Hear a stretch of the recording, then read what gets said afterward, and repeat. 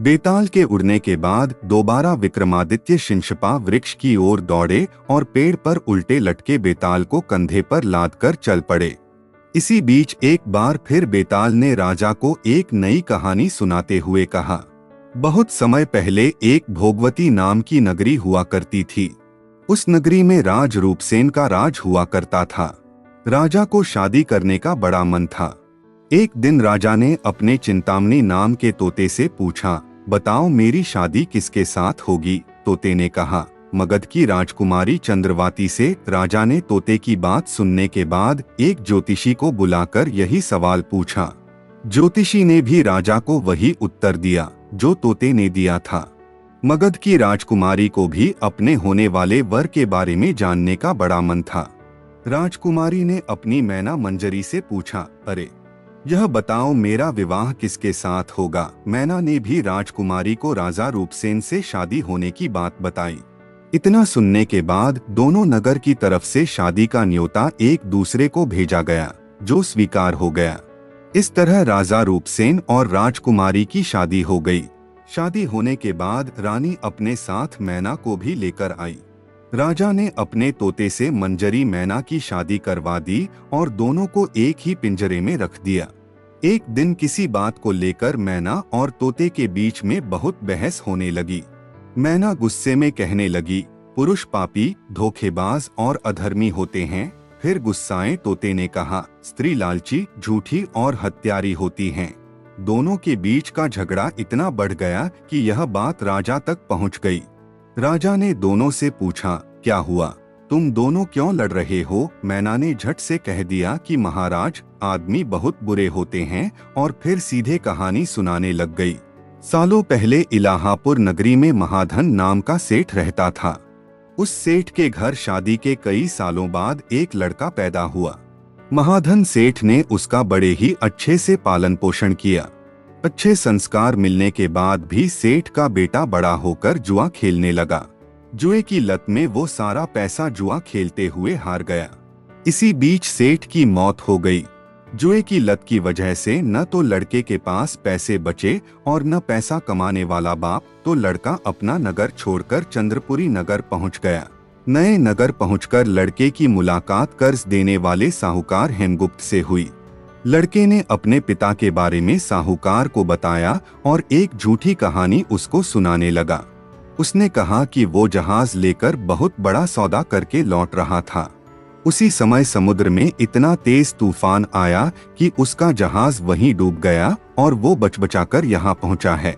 इतना सुनते ही साहूकार ने उसे अपने घर में रहने की इजाजत दे दी। इसी बीच हेमगुप्त साहूकार को ख्याल आया कि सेठ का यह लड़का मेरी बेटी के लिए अच्छा वर साबित हो सकता है। तुरंत साहूकार ने अपनी बेटी की शादी सेठ के बेटे से करवा दी। शादी के कुछ दिन तक अपने दामाद का काफी सत्कार करने के बाद साहूकार ने अपनी बेटी को खूब सारा धन देकर विदा कर दिया। दोनों के साथ साहूकार ने एक दासी को भी भेजा। रास्ते में सेठ के बेटे ने अपनी पत्नी से कहा, सारे गहने मुझे दे दो, यहाँ कई लुटेरे हैं। उसकी पत्नी ने ऐसा ही किया। जेवर मिलते ही उसने दासी को मारकर कुएं में फेंक दिया और अपनी पत्नी को भी कुएं में धक्का दे दिया। लड़की जोर जोर से रोने लगी। उसकी रोने की आवाज सुनकर एक राहगीर ने महिला को कुएं से निकाला। कुएं से निकलते ही वो अपने पिता के पास चली गई। उसने अपने साहूकार पिता को सच्चाई नहीं बताई। उसने कहा, कुछ लुटेरे ने उन्हें लूट लिया और दासी को मार दिया। साहूकार ने अपनी बेटी को दिलासा देते हुए कहा, चिंता मत करो, तुम्हारा पति जिंदा होगा और वो कभी न भी जरूर लौटकर आ जाएगा। उधर लड़का अपने नगर पहुंचकर दोबारा सारे पैसे और जेवरात जुए में हार जाता है। पैसे खत्म होने के बाद उसकी हालत बहुत बुरी हो गई। इससे परेशान लड़का दोबारा साहूकार के पास जाता है। वहां पहुंचते ही उसकी मुलाकात पत्नी से होती है। वो उसे देखकर बहुत खुश होती है और बताती है कि उस दिन जो कुछ भी हुआ उसने अपने पिता को नहीं बताया है। वो उस झूठी कहानी के बारे में अपने पति को बताती है।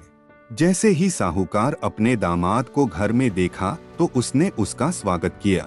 कुछ दिन साहूकार के घर में रहने के बाद एक रात को मौका देखकर सेठ का बेटा अपनी पत्नी को मारकर उसके सारे जेवरात लेकर फरार हो जाता है। यह कहानी बताने के बाद मैना कहती है, महाराज ये सब होते हुए मैंने खुद अपनी आंखों से देखा है।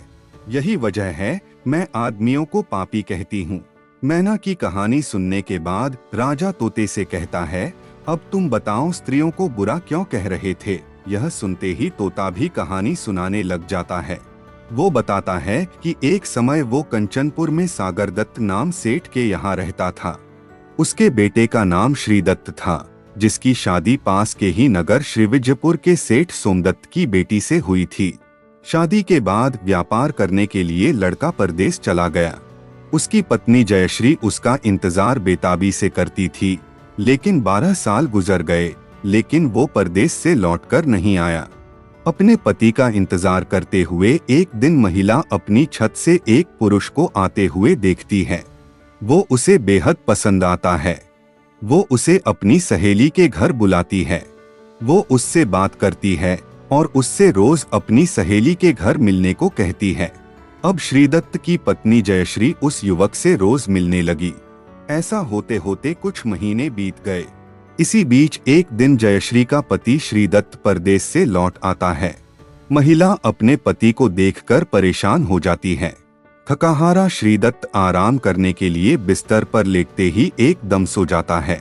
मौका देखते ही उसकी पत्नी उस युवक से मिलने के लिए अपनी सहेली के घर चली जाती है। रात को उसे बाहर जाते हुए देख एक चोर उसका पीछा करता है। वो देखता है कि वो किसी घर में चली गई। अफसोस वो युवक सांप के काटने की वजह से मर जाता है। जैसे ही जयश्री उसे देखती है तो उसे लगता है कि वो सो रहा है। वो उसके करीब जाती है। उसी समय पास के पीपल के पेड़ पर बैठा भूत मरे हुए युवक के शरीर में घुसता है और महिला की नाक काटकर वापस पेड़ पर बैठ जाता है। रोते हुए वो अपनी सहेली के पास पहुंची और उसे पूरी कहानी बताई। सब कुछ सुनकर उसकी सहेली जयश्री को सलाह देती है कि चुपचाप घर चली जाओ और जोर जोर से रोने लग जाना। जैसे ही कोई नाक के बारे में पूछे तो कह देना कि तुम्हारे पति ने काट दी है। वो ऐसा ही करती है। लड़की का पिता श्रीदत्त की शिकायत करता है। इसके बाद सभा में सभी पेश होते हैं। जैसे ही राजा लड़की की कटी हुई नाक देखता है तो गुस्से में उसके पति को सूली से लटकाने का फैसला सुना देता है। उस सभा में वो चोर भी मौजूद होता है जिसने श्रीदत्त की पत्नी को रात में घर से बाहर जाते और अन्य चीजों को देखा था।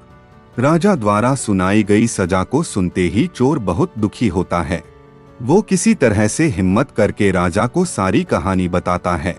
कोई भी उसकी बात पर विश्वास नहीं करता तो चोर कहता है, आप वहां चलकर देख लीजिए, भूत भी वहीं है और युवक की लाश भी। जब जांच की जाती है तो बात सच निकलती है।